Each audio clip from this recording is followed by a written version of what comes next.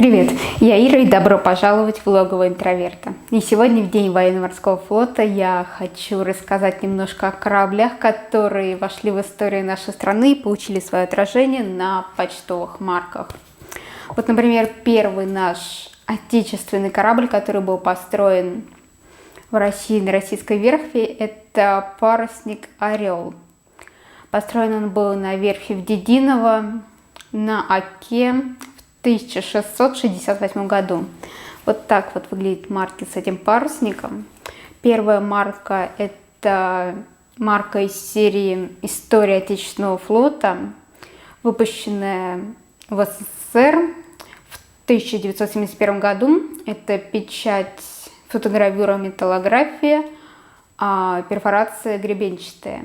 А вторая марка – это марка из серии «Картины на марках», выпущена Мадагаскаром. Печать офсетная, выпущена в 1988 году.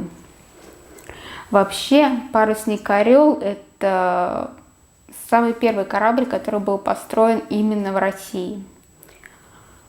На его строительство ушел год, а необходимость в таком быстром строительстве верфи, а потом строительстве кораблей пришла из-за того, что в середине 17 века был подписан договор с Персией о том, что наши военные корабли будут сопровождать персидские, пока они идут до Каспия по территории Российской империи. Все было замечательно, но проблема была лишь в том, что на тот момент, в середине 17 века, у России не было военных кораблей. И этот вопрос нужно было как-то очень быстро решать. Орел – это тот корабль, на котором впервые появился как символ двуглавый орел. И, как утверждают историки, это первый корабль, на котором подняли бело-синий-красный флаг. Сама же судьба этого парусника первого сложилась трагически. После того, как он вышел в свой первый рейс из своего родного порта, из своей родной гавани, где был построен на Оке, спустя 4 месяца дошел до Астрахани. Там на него напали пособники Степана Разина, которые орудовали в то время на Каспии. Корабль и команду взяли в плен. Дальнейшая судьба парусника осталась неизвестна. Также наши парусники были первыми в Антарктиде. Шлюпы «Восток» и «Мирный» под командованием капитана второго ранга Фадея Блинскаузена и лейтенанта Михаила Лазарева 200 лет назад открыли шестой континент.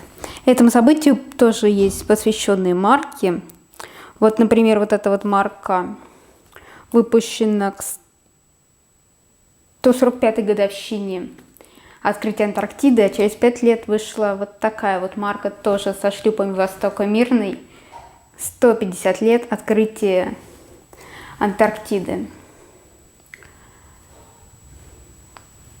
Парусники «Восток» и парусник «Мирный» под командованием, как я уже сказала, Фадея Беллинсгаузена и Михаила Лазарева отправились на поиски шестого континента, неизвестной ледяной земли, летом 1819 года.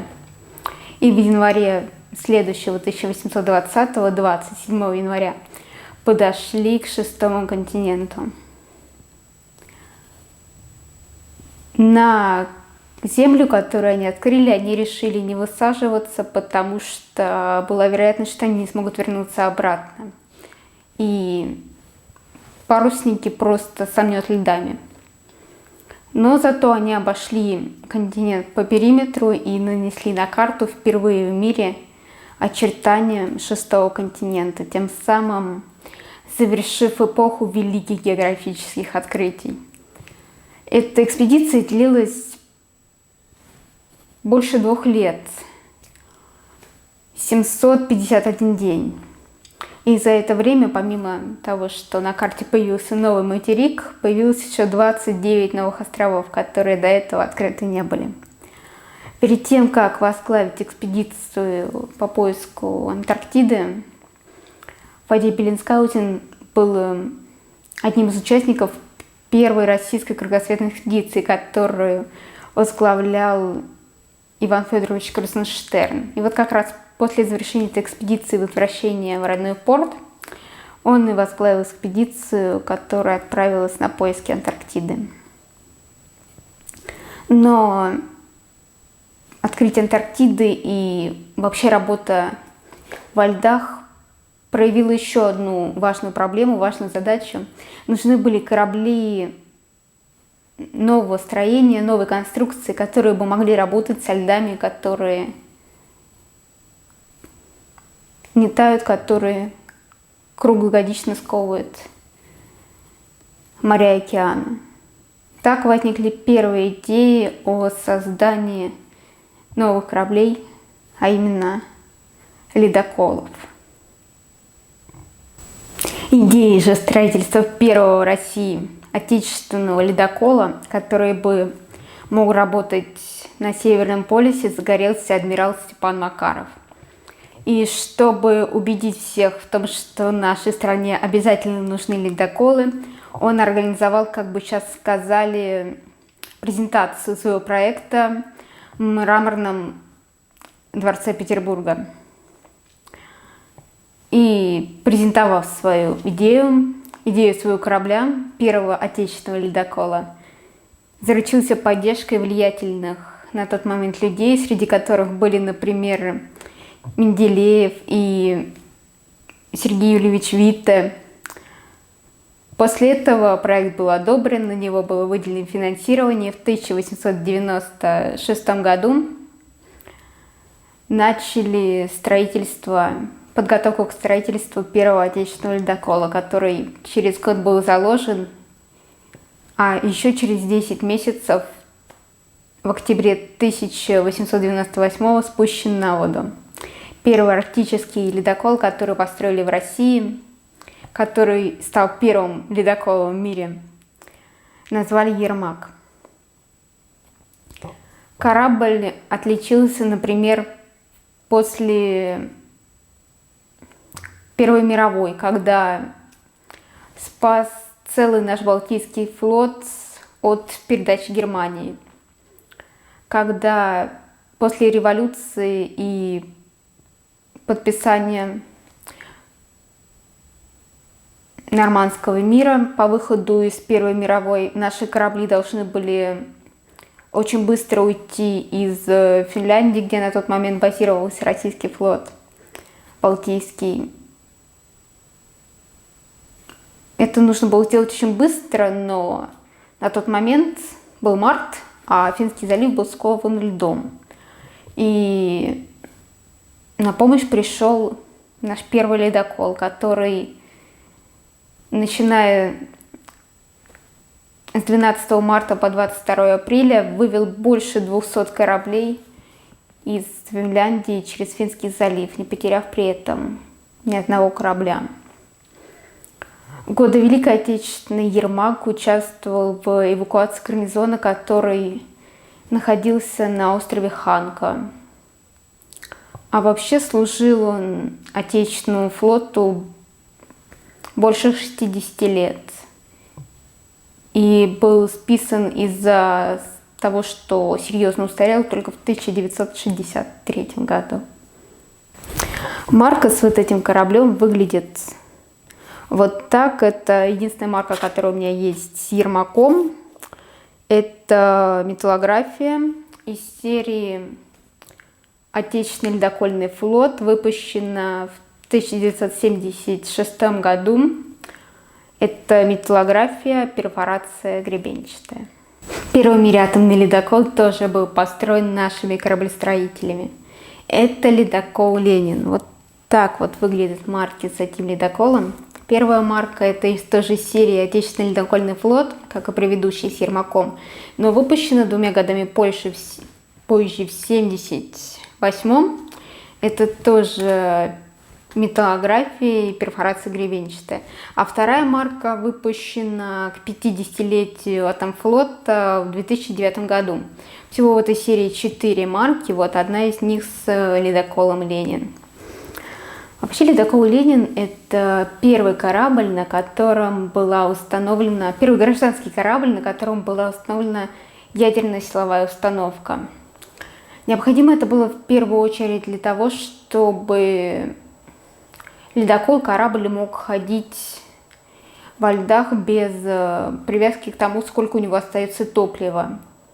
Это намного эффективнее, например, если сравнивать с теми же аналогичными кораблями, но на дизельном топливе. Так атомный ледокол мог от этого не зависеть и практически любое время находиться в свободном автономном плавании. Ледокол «Ленин» сегодня это объект культурного наследия, он охраняется государством и с 2009 года стоит на причале в Мурманске, на его борту открыт музей, и каждый желающий может его посетить. Ну а начиналась его история в 1957 году, когда корабль спустили со стапелей. Еще 2 года проходили заводские испытания, и в 1959-м на атомном ледоколе впервые подняли государственный флаг. Первый же рейс он отправился в 60-м и доставлял на льдину дрейфующую станцию Северный полюс-10. И это был первый раз, когда полярников доставляли прямо на льдину на корабле, не используя при этом вертолеты. До этого же всех полярников, всех предыдущих дрейфующих станций доставляли на место их дрейфа на вертолете, что было и дороже, и сложнее. Впервые корабль смог подойти прямо к льдине, на которой нужно было высадить полярников. Вообще за 30 лет использования ледокола он провел через льды больше 3500 кораблей. А если сложить воедино все морские мили, которые прошел за это время корабль, то этой линией можно 3 раза опоясать экватор. Сегодня атомный ледокол «Ленин» — это музей, достояние нашей истории. И каждый желающий может к этой истории прикоснуться и посетить этот легендарный корабль. А все ли знают, а почему у нас День военно-морского флота именно в 20-х числах июля? Связано это с памятью о первой победе российского флота при мысе Гангут.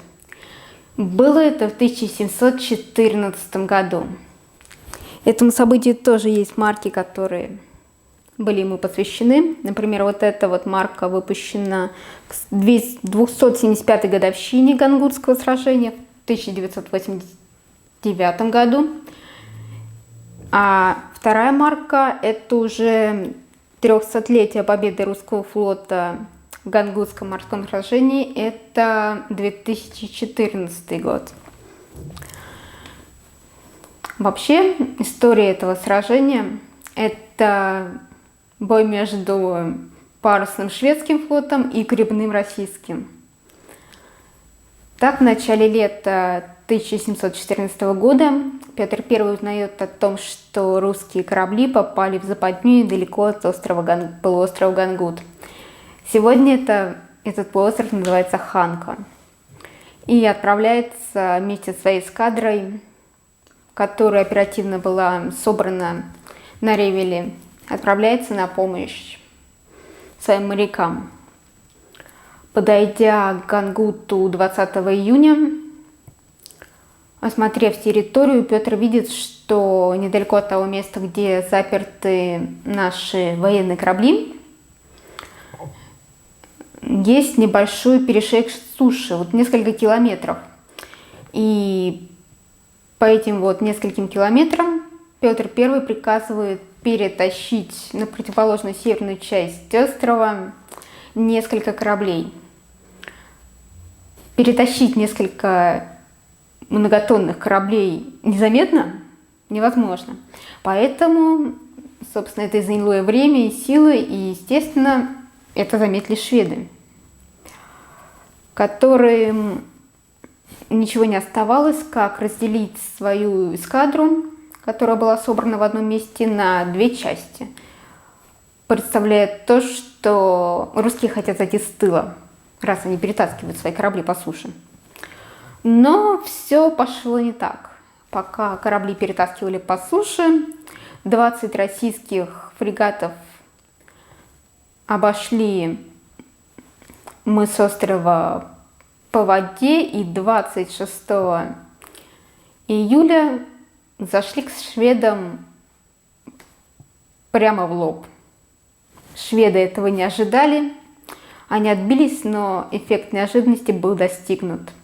И пока не приходили в себя, корабли, которые уже были переведены по суше на другой берег, и основная часть эскадры подошли с другой стороны, и шведы оказались практически в кольце. Так они оказались в окружении, плюс эффект неожиданности, плюс в этот день, 27 июля 1714 года, на море был штиль, и парусные корабли шведов не могли ничего сделать. И это как раз было на руку нашему гребному флоту, который абсолютно не зависел от того, есть ветер, нет ветра. И шведы были взяты на абордаж. Так совершилась наша первая грандиозная победа. Победа русского военно-морского флота.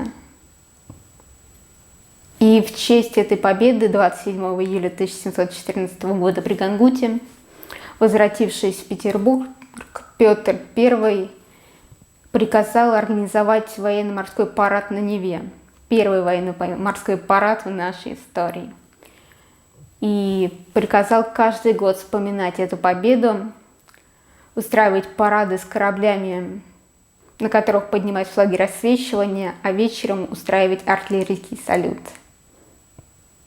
В память о первой крупной победе нашего русского флота. Ну и на сегодня это все. Всех причастных с праздником, с Днем военно-морского флота. А с вами была я, Ира. Спасибо за внимание и до новых встреч в влогове интроверта.